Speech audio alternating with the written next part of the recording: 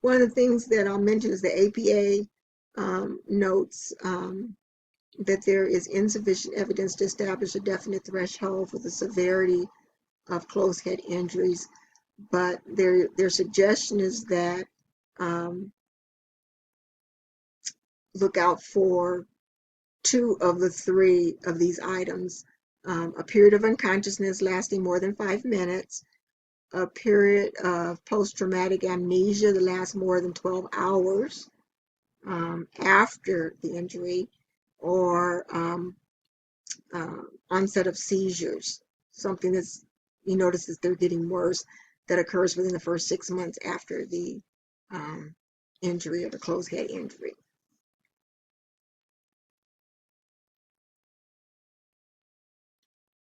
Traumatic brain injury, and you can't talk about closed head injury and not talk about traumatic brain injury. When the brain impacts with the skull, the nerves of the brain are injured, thus conflicting with signals they ordinarily produce. This results in the abilities associated with those nerve cells to become impaired. A traumatic brain injury disrupts normal brain capacity that can result in a variety of short or long-term functional anomalies, including reasoning, sensation, feeling, emotions, language, problems with speech. And as the picture depicts to the left of my screen, what can happen to the brain when it's kind of tossed back and forth. Okay. It can also induce loss of consciousness, amnesia, epilepsy, and increase future risk of Alzheimer's and Parkinson's disease.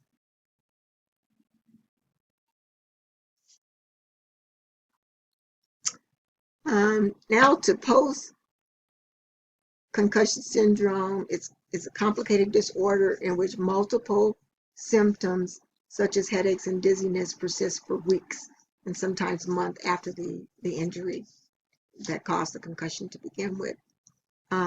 In most people, symptoms ensue within the first 7 to 10 days and go away within 3 months. Rarely do they persist for a year or more. Okay, psychopathology, post-concussion.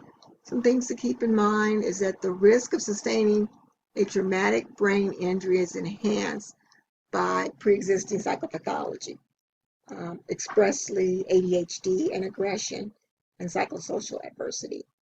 But looking at some of the signs of post-concussion is aggression, apathy, emotional and mood changes, irritability, spontaneity, and then more pronounced signs are the borderline personality, grandiosity, narcissism, perfectionism.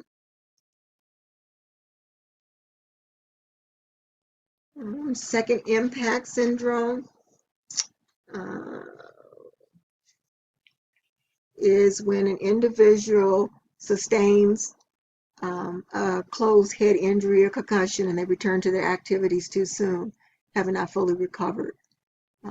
To quote, a second impact syndrome can occur with any two events involving head trauma. And some of the signs or some of the consequences are brain swelling, herniation, and even death. The risk of sustaining a traumatic brain injury is increased again by pre-existing psychopathology and psychosocial adversity. And as is displayed in this diagram, you can see where the concussion occurs to the left of my screen. The brain collides with the skull, which can cause bruising, torn tissues, and swelling. And then you go to the right of the screen and you can see the second impact, when a player who is not fully recovered from a concussion suffers a second blow to the head. And in this case, unfortunately, it could be fatal. So there's a lot of functions in the brain, as one of the diagrams showed earlier. But as we can see from the numbers here, there's a lot of activity going on in the brain, and we have to do the best we can to protect it.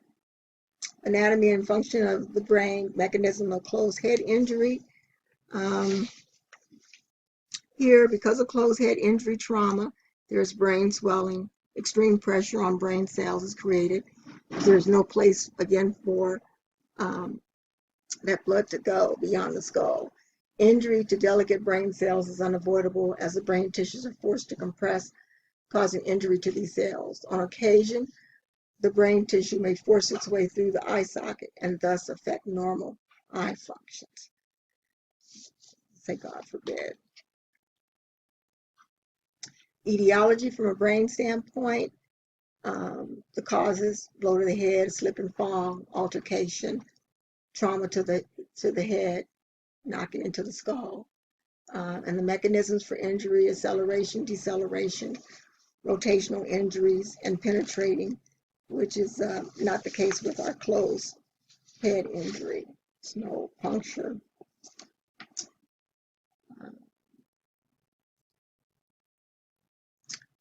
Here's the Glasgow Coma Scale, and this is showing where someone is, say for example, has had an injury, and on a scale of 1 to 15, they can have a neurological assessment done to assess where that person is. The advantages of this type of a scale is it's reproducible, it's objective, looking at the neurological status, and it's relatively straightforward. The disadvantages is the reliability depends on confounding factors such as is a person somewhat sedated or hypotension, and it cannot compensate for lack of eye opening in patients with periorbital trauma or loss of verbal response in intubated patients, and it omits brain stem reflex assessment.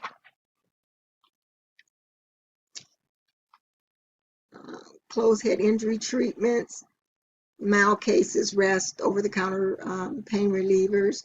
More severe, there's anti-seizure medications. You may have to induce a coma.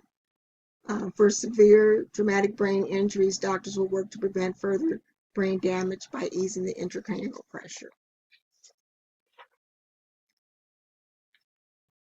For intracranial hematoma, typically surgery is necessitated to relieve the blood deposits off the brain.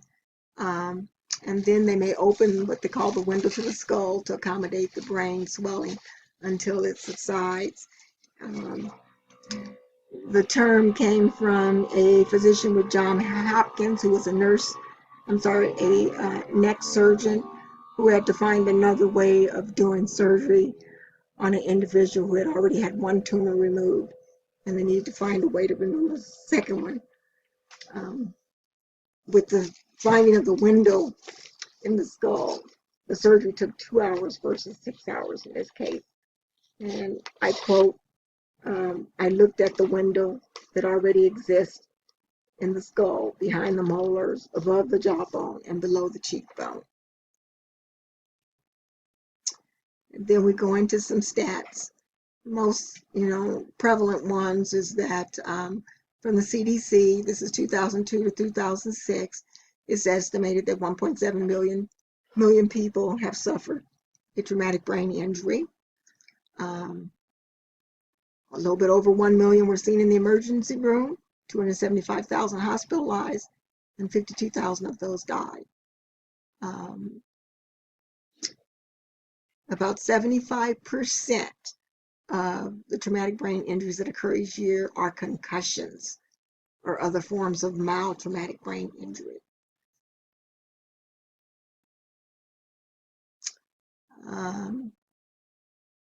The age group most likely to sustain is 0 to 4, 5 to 19, and those individuals over 65 or older.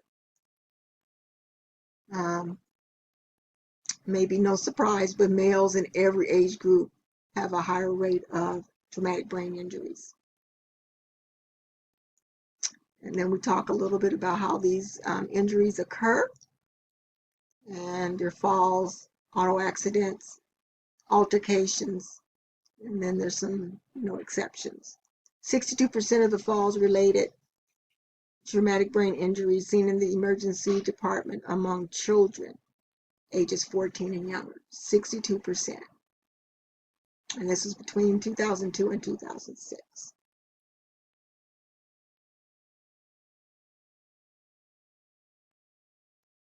And just some other stats here, looking at the percentages of distribution of traumatic brain injury that are related to hospitalization by age group and injury.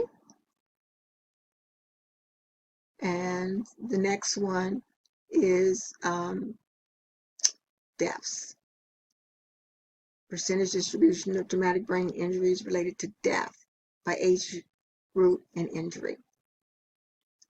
The effects of a TBI, they're lasting, depends on the type of head injury that's sustained. May have one to several different areas of difficulties moving forward. And about 85% of people with traumatic brain injury, those problems get better, but the other 15% have problems that last forever.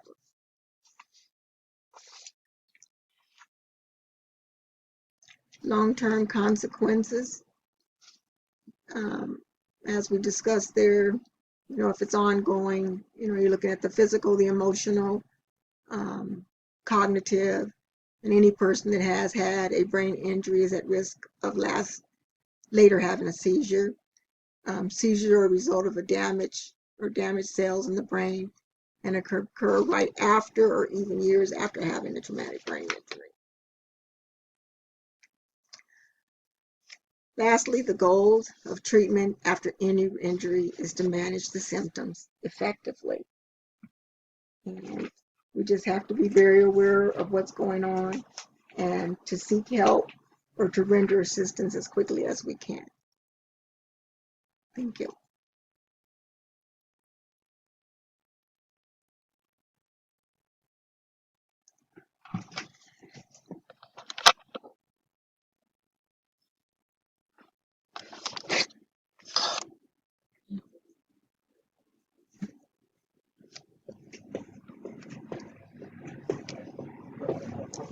You want to see what it does?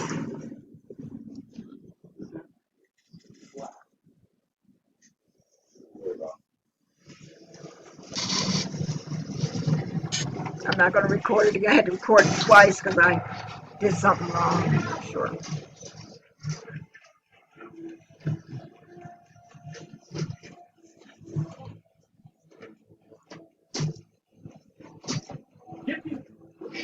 No, it's still recording.